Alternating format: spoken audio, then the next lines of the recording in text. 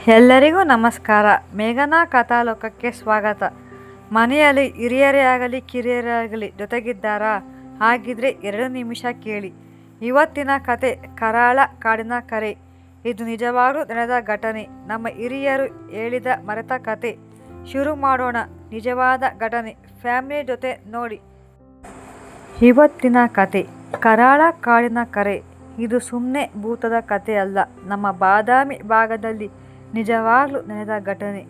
ನಮ್ಮ ಹಿರಿಯರು ಮರೆತು ಹೋದ 12 ಜನರ ಕತೆ ಕೇಳೋಣ ಬನ್ನಿ. ಮಳೆಗಾಲದ ಒಂದು ಕತ್ತಲ ರಾತ್ರಿ.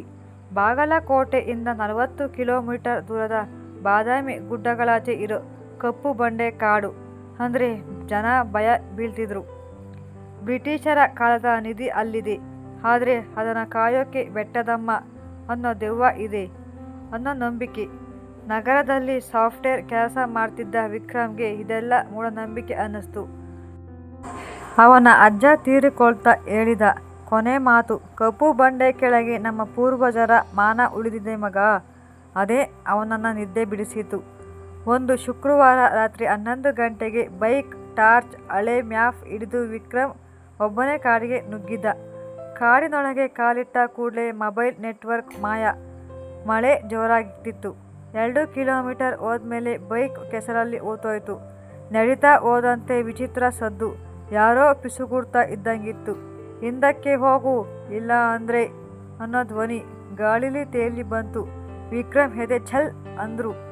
ಅಜ್ಜನ ಮಾತು ನೆನಪಾಗಿ ಮುಂದೆ ಹೋದ. ನಡುರಾತ್ರಿ 2 ಗಂಟೆ. ಮ್ಯಾಪ್ನಲ್ಲಿ ಗುರುತಿಸಿದ ಜಾಗ 3 ಬಂಡೆಗಳು ತ್ರಿಕೋನ ಆಕಾರದಲ್ಲಿ ನಿಂತಿದ್ವು. ಮಧ್ಯೆ ಒಂದು ಗುಹೆಯ ಬಾಯಿ.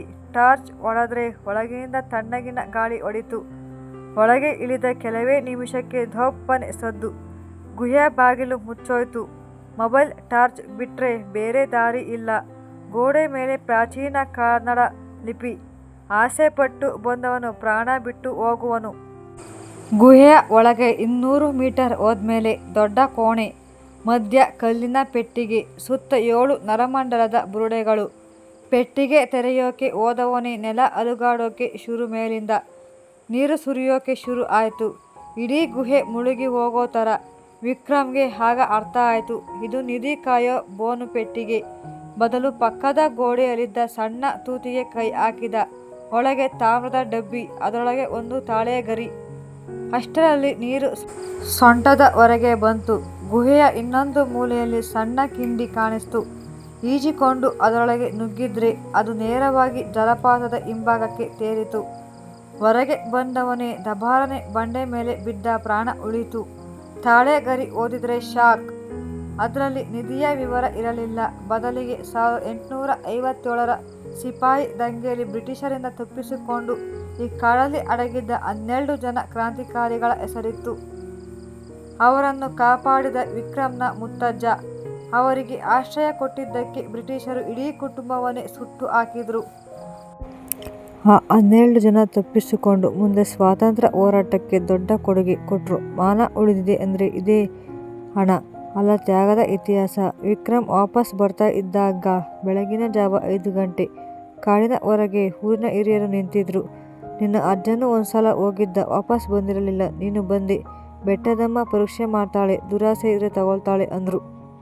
ಆ ತಾಳೆ ಗರಿಯನ್ನು ವಿಕ್ರಮ್ ಈಗ ಬಾದಾಮಿ ಮ್ಯೂಸಿಯಂಗೆ ಕೊಟ್ಟಿದ್ದಾನೆ. ಕಪ್ಪು ಬಂಡೆ ಕಾಡಿಗೆ ಈಗಲೂ ಜನ ಹೋಗಲ್ಲ. ಆದರೆ ವಿಕ್ರಮ್ ಹೇಳ್ತಾನೆ, ಕೆಲವೊಮ್ಮೆ ನಿಧಿ ಅಂದರೆ ಚಿನ್ನ ಅಲ್ಲ, ನಾವು ಮರೆತ ನಮ್ಮವರ ಕತೆಗಳು. ವಿಕ್ರಮ್ ತಾಳೆ ಗರಿಯನ್ನು ಮ್ಯೂಸಿಯಂಗೆ ಕೊಟ್ಟು 3 ತಿಂಗಳು ಕಳೀತು. ಆದರೆ ಅವನ ನಿದ್ದೆ ಮಾತ್ರ ಮಾಯ ಆಗಿತ್ತು. ಪ್ರತಿ ರಾತ್ರಿ ಕನಸಲ್ಲಿ ಅದೇ ಗುಹೆ, ಅದೇ 12 ಜನರ ಮುಖ, ಮತ್ತೆ ಒಂದು ಹೊಸ ದೃಶ್ಯ. ತಾಳೆ ಗರಿಯ ಹಿಂಬದಿಯಲ್ಲಿ ಅದೃಶ್ಯ ಶಾಯಿಯಲ್ಲಿ ಬರೆದಿದ್ದ ಮ್ಯಾಪ್.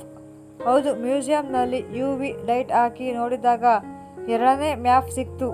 ಅದರಲ್ಲಿ ಗುರುತಿದ್ದ ಜಾಗ ಬೆಟ್ಟದಮ್ಮನ ಗುಡಿ ಕೆಳಗೆ. ಆದರೆ ಟ್ವಿಸ್ಟ್ ಇಲ್ಲಿದೆ.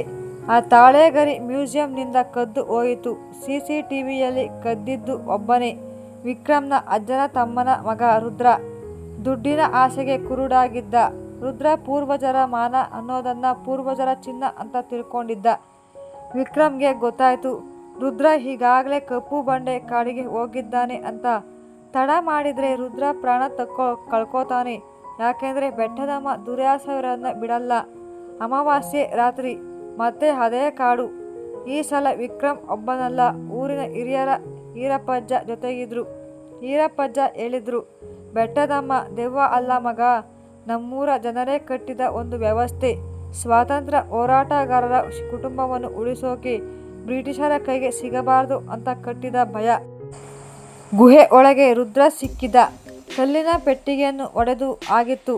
ಆದರೆ ಒಳಗೆ ಚಿನ್ನ ಇರಲಿಲ್ಲ. ಬದಲಿಗೆ 12 ಕ್ರಾಂತಿಕಾರರ ಅಸ್ಥಿ ಕಲಶ ಮತ್ತೆ ಒಂದು ಪತ್ರ. ಪತ್ರದಲ್ಲಿ ಬರೆದಿತ್ತು, ನಮ್ಮನ್ನು ನಂಬಿದ ಈ ಕುಟುಂಬಕ್ಕೆ ನಾವು ಕೊಡೋದು ಚಿನ್ನ ಅಲ್ಲ, ಋಣ. ಈ ಅಸ್ಥಿಯನ್ನು ಗಂಗೆಯಲ್ಲಿ ವಿಸರ್ಜನೆ ಮಾಡಿ. ಅಲ್ಲಿವರೆಗೂ ಈ ಶಾಪ ನಿಮ್ಮನ್ನು ಕಾಯುತ್ತೆ. ರುದ್ರ ದುರಾಸೆಯಿಂದ ಕಲಶವನ್ನು ಎಸೆದು ಬಿಡೋಕೆ ಹೋದ. ಆಗಲೇ ಗುಹೆ ಮತ್ತೆ ನಡುಗೋಕೆ ಶುರು. ಈ ಸಲ ನೀರು ಅಲ್ಲ, ಮೇಲಿಂದ ಲಕ್ಷಾಂತರ ಬಾವಲಿಗಳು. ಅವುಗಳ ರೆಕ್ಕೆ ಸದ್ದಿಗೆ ಕಿವಿ ಕಿತ್ತು ಹೋಗೋ ಆಗಿತ್ತು. ಗುಹೆಯ ಬಾಗಿಲು ಮತ್ತೆ ಮುಚ್ಚೋಯ್ತು. ಆಕ್ಸಿಜನ್ ಕಡಿಮೆ ಆಗಿತ್ತು. ಈರಪ್ಪಜ್ಜ ಕೂಗಿದ್ರು, ಮಗ, ಬೆಟ್ಟದಮ್ಮನಿಗೆ ಬೇಕಾಗಿರೋದು ಕ್ಷಮೆ. ನಿನ್ನ ಮುತ್ತಜ್ಜ ಆ 12 ಜನರ ಪ್ರಾಣ ಉಳಿಸಿದ. ಆದರೆ ಈ ಋಣ ತೀರಿಸಲು ಈಗ ನೀನು ತೀರಿಸು. ವಿಕ್ರಮ್ಗೆ ಅರ್ಥ ಆಯಿತು. ಅವನು ಕಲಶವನ್ನು ಎದೆಗವಚಿಕೊಂಡು ರುದ್ರನ ಕೈ ಹಿಡಿದು ಕೂಗಿದ, ನಾವು ಮರೆತಿದ್ವಿ, ಆದರೆ ಈಗ ತೀರಿಸ್ತೀವಿ. ದುರಾಸೆಗೆ ಬಂದಿಲ್ಲ, ಋಣ ತೀರಿಸೋಕೆ ಬಂದಿದ್ವಿ. ಕ್ಷಣಾರ್ಧದಲ್ಲಿ ಎಲ್ಲ ನಿಂತೋಯ್ತು. ಬಾವಲಿಗಳ ಮಾಯ. ಗುಹೆಯ ಹಿಂದಿನ ಗೋಡೆ ಸರಕ್ಕನೆ ತೆರೆದುಕೊಂಡಿತ್ತು.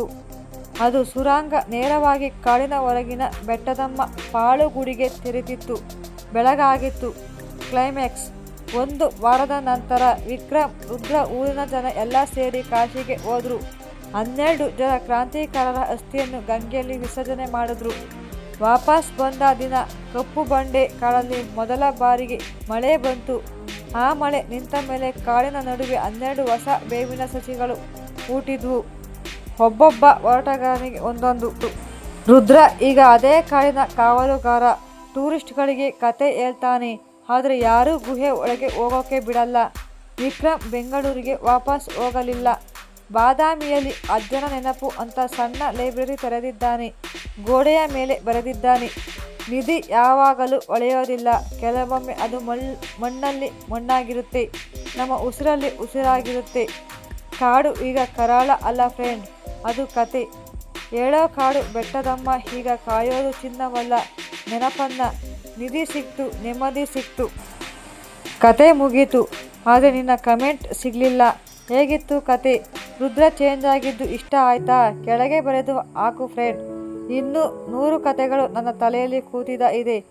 ಬೆಲ್ ಹೊಡೆದು ಕೂತ್ಕೋ, ಇಲ್ಲಾಂದರೆ ಮುಂದಿನ ಕತೆನೇ ಭೂತಾನೇ ಬಂದು ನಿಂಗೆ ಹೇಳುತ್ತೆ.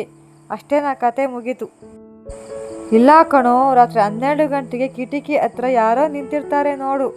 ಭಯ ಆಯ್ತಾ? ಹಾಗಿದ್ರೆ ಜೊತೆಗಿರೋ ಫ್ರೆಂಡ್ಗೆ ಈ ಕತೆ ಕಳಿಸು. ಒಬ್ಬಂಟಿ ಭಯ ಪಡೋದು ಯಾಕೆ? ಕತೆ ಮುಗಿಯಿತು. ನಿಮ್ಮ ಸಮಯ ಕೊಟ್ಟು ನೋಡಿದ್ದಕ್ಕೆ ಧನ್ಯವಾದಗಳು. ಇಷ್ಟವಾದರೆ ನಿಮ್ಮವರಿಗೂ ತೋರಿಸಿ. ಮುಂದಿನ ಕತೆಗಾಗಿ ಜೊತೆಯಲ್ಲಿರಿ. ಸಬ್ಸ್ಕ್ರೈಬ್ ಮಾಡಿ, ಲೈಕ್ ಮಾಡಿ, ಶೇರ್ ಮಾಡಿ, ಕಮೆಂಟ್ ಮಾಡಿ. ಸರ್ವರಿಗೂ ನಮಸ್ಕಾರಗಳು.